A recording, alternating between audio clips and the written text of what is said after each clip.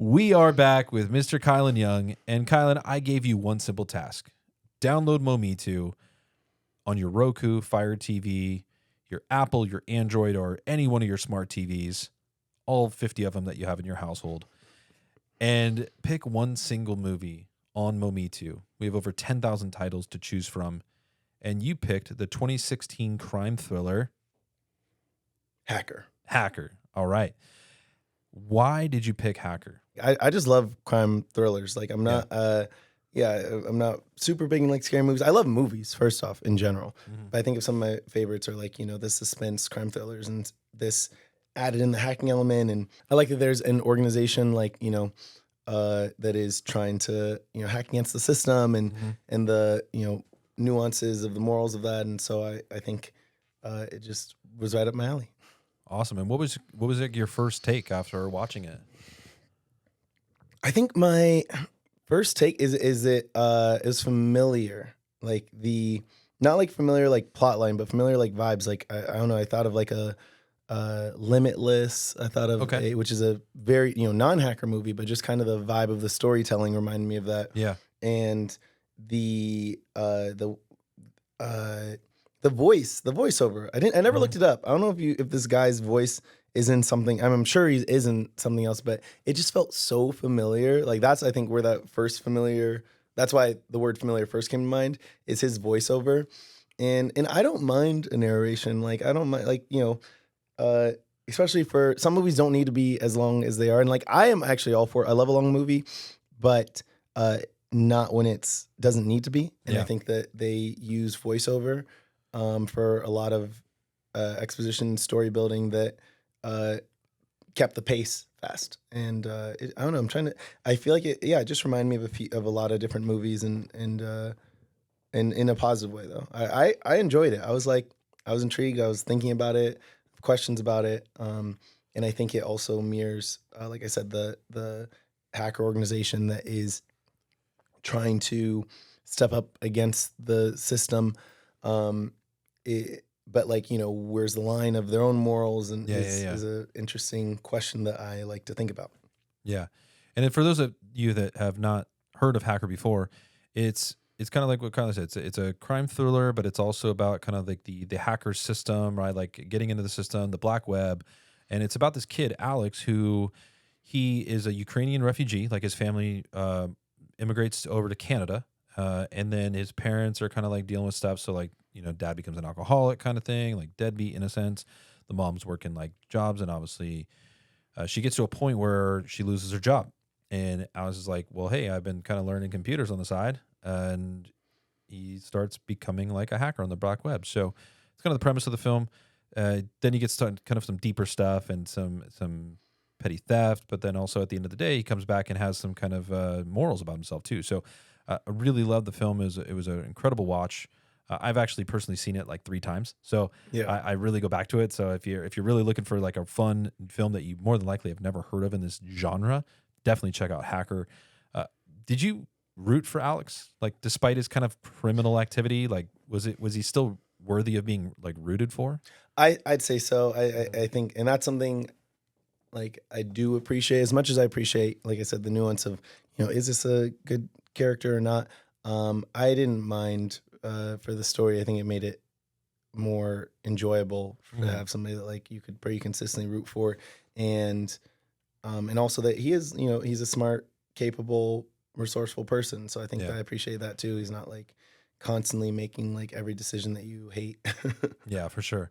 It was a fairly small cast. Yeah. Oh yeah, I guess so. It was a lot bigger. Like my take on that is like it felt a lot bigger than the limited cast that it had. Yeah. Like think about that for a second. I didn't think about it. I was like, it's basically Alex and then Sai and then eventually Kira. Like Kira comes so late in the movie relative for like her role. Yeah. And then you got Zed and you got the parents. Yeah. And then you got some like very small side role. Like the parents are kind of side roles. Then you got the jeweler that's a side role, right? Like there's some very small side roles and some extras. Yeah. But for the most part, the number of people like talking on screen is very limited, but it feels so much bigger than that. Yeah, and they have a fun like the storytelling style of like revealing stuff, over time. like starting in one time and or not like a jumping time, but like Yeah. starting with you know, an opening scene that like you understand more of later in like a way that and multiple times they Mhm. do that. And yeah, I appreciated it. Yeah, it was really cool. Did it feel more of like a gritty tech thriller, or did it feel kind of more like a crime drama, or was it kind of in between? I mean, I feel uh I guess more in like the tech side. I mean, or I guess more crime, like because they don't get technical. I guess they never really get suit technical. You see him how he signs on, but then you know Yeah, yeah, yeah. effectively he's selling stuff and a lot of his IRL like sort of interactions. So I think that it's probably more in the crime side and um, the but in a but it has that that's why I think of like a Limitless or something because it has like like it's not crime in the sense of you know you it's it's different to watch them sell stolen stuff than it is to watch them steal stuff, Yeah, yeah, yeah. and it's almost like a step removed from the crime. But like you know it's still happening, but it feels cleaner in that sense. And then also the fact that like they are working with the hacker organization that wants to, you know, go against like the corporations. Mhm. Um, that also makes it easier to cheer for for some things, or at least like give a pass on some criminality at times. Um, so yeah, I think it is a crime. I wouldn't say gritty crime, but like it is like the modern suspense crime like thriller. That's not too dark. What's crazy? You say modern. This was made 10 years ago, which is Well, but no, but that's the weird. yes. That's the crazy thing is it's still relevant. Yeah. Like Oh, yeah, yeah, if you think for about like kind sure. of the real world aspect of like identity theft and cybersecurity and cyber surveillance, even like Big Brother, silent surveillance, like Mhm. like getting Yeah, surveyed all the always time and there. like seeing cameras all the time and like being like you're always watched now. Like And can you you trust know, what you see? yeah, we talked about that recently on like on Stony the Great's episode, where when Stony was we were talking about like how like there was a post that he put on social media, and how like old school technology was almost a blessing, because like if someone called your house phone and you didn't answer, they had to leave a voicemail in order to get in touch with you. And then there was like pagers, and then there was like eventually like flip phones, and then Mhm. smartphones, and now it's to the point where like, dude, like you're being watched at all times. There's always cameras on you. And then on top of that, if you someone calls you and you don't answer, they're gonna leave a voicemail, maybe. But then they're gonna text you. Yeah. And if you don't answer your text, or you leave them on red, or don't even read it or whatever, and you just like see the notification, you read it from there and don't open it, whatever, then they're gonna go to Instagram and be like, oh, did this guy go on Instagram and like post something or respond to something or like something or whatever? And Yeah, like which is it's annoying. crazy. Like you're never left alone. So like even though this was again 10 I years stand. removed, there's still aspects of this that is still relevant today, which is crazy. No, I very notoriously amongst my friends am known for my phone is on D&D virtually all the time. Yeah. Like unless I forget, unless it turns off on accident or something like that. And Yeah. they hate it, but I'm just like that's how communication works. Yep. Like worked is that yeah, so for me. And also I don't have like kids or anything, so I'm like nobody needs to reach me that bad, that importantly. Like I can Hmm. check my messages later on, Yeah. but they hate it. Having a level of privacy Yeah. is important. Yeah, or unreachability. And I think, you know, also with the shows, like I get used to being unavailable for months at a time with no phone. So it's yeah. Very true. But no, it is like uh I think and it's such an interesting part you say. I was thinking modern just, you know, post I guess Yeah, 2010 or yeah, no, something. for sure. In But the you technology can era yeah, of but you can look at technology to gauge, you know, the how technology is such a symbol of time is interesting. yeah. Like it is a like you when if you see flip phones and you know okay they're in this time period Yep. versus this one, whatever. Usually that's the case, and um, yeah, I think it is, and you feel that here, but the which I think lends itself to the technology in the movie is older, but it does feel modern. And Yeah. like you said, it's so relevant to a lot of the conversations and thoughts. I mean, the only thing it's really missing is AI. Like to be True. super relevant No, right now, but as absolutely. far as the general themes and conversations and plots are very current. Yeah, and coding and all that stuff that they were doing, I mean, is Yeah. incredible. Were there and again, without listing any spoilers here. This is probably the hardest question to answer about that. Okay. Were there any moments of this film that stood out to you? There's a line. They said something about how the and I'm gonna misquote it. No, you can or paraphrase it. Yeah. But it was something about how the drug dealer or the drug addict is a part. I actually did have it in these notes I kept out. No, yeah, pull it up. Absolutely. They said drug addicts make mistakes, drug dealers commit crimes. And I think that was like, not that I'm very pro accountability in general across the board, but or I guess I'm very pro accountability like across the board. However, I'm also very pro like compassion across the board, and I think that there is a lot of knowledge around how different circumstances can make people more or less likely to eventually find their way to some sort of criminality that they wouldn't normally want to do. Just desperation, basically. Yeah. And I think that they show that with this character. I mean, you see him in the beginning with he just wanted to keep his mom from losing her house. They were already refugees. They already had to leave their land, and he's like, wait, I just want to do this. And then especially when you're being when she's getting I think it's in the description, so it doesn't feel like a spoiler that she got fired from her job and is gonna lose her house. Yeah, it's early on in the movie, so it's not really a spoiler. And he's like, and it's very unfair, the whole situation, the way it plays out. Sure. So I think that there is, I don't know, I think it's a slippery slope of like excusing crime, and you don't want to get there, but you do.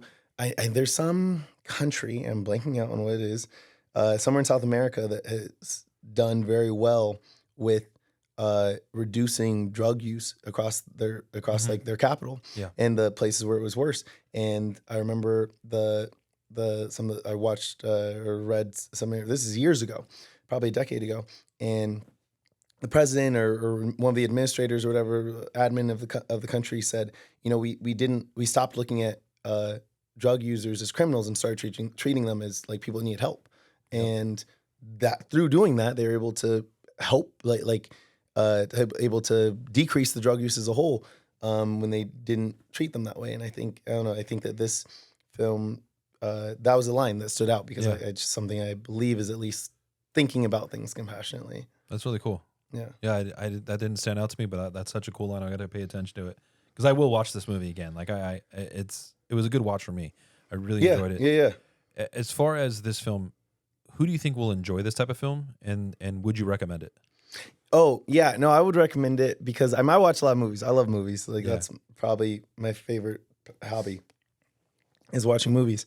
And so I get asked about recommendations. Normally I say what are the movies that you like? I think about answering that in terms of through the same logic. So I'd say like people who like Limitless or people who like even heist to a degree, like the modern, like a Now You See Me or something, or for sure, not few movies are at the level of like an Inception, but it is that like heist element of a thriller that has some sort of I'm sure that there's others. It's like faster paced than a Heat, because it's more modern than like a movie like Heat, but it still is that I feel like a pace of like an Italian Job, but I was just gonna say Italian Job. Yeah. It was on the tip of my tongue. I was like waiting for you to finish your phrase there. Yeah, and again, I'm not gonna say funny, that, I'm not gonna say I mean, well, granted, like you're looking at like the level of the cast, right? Of like, I mean, Italian Job has some of the best actors of all time, like across oh my gosh, the spectrum, the cast right? is insane. Which like, not only are you going to get the writing that they were given, but they're also going to get all those ad lib improv takes that they also add into and add their dynamics to their characters. So like, it's hard to just compare, but like the vibe, like, definitely the vibe of that. Like, I mean, it's a vibe, and also I think, and this just is maybe more to Momitu. Yeah, I feel like I didn't know what to expect, even like and so I think that it didn't feel like you were watching like there are some streaming services that you watch and you're like, okay, like these people are struggling. Like you're struggling to watch it, and this Yeah, felt like it's like, oh, I'm not familiar with these actors. It almost reminded me of like when you watch like a British film or something. It's like I don't know any of these people, but like they're all good at what they're doing, and and the movie's well made. It didn't feel like it was shot at like a lower quality. Even like you said, the scale is big, and I think that was another another element of both Momito and then also the film itself. For sure. Thanks for spending your time with us today on the More For Me and You podcast. If you've made it to the end, we appreciate you. Now, go do us a quick favor. Please like, comment, and share this episode. And before you go, don't forget to subscribe so you never miss an episode with the incredible guests we have coming up. You can also follow us at Momi2 Podcast on Instagram and on TikTok. Oh, and for your next movie night, check out the Momi2 app. It's free and packed with amazing movies and shows you've probably never seen. Until next time, take care, stay safe, and we'll see you in the pod.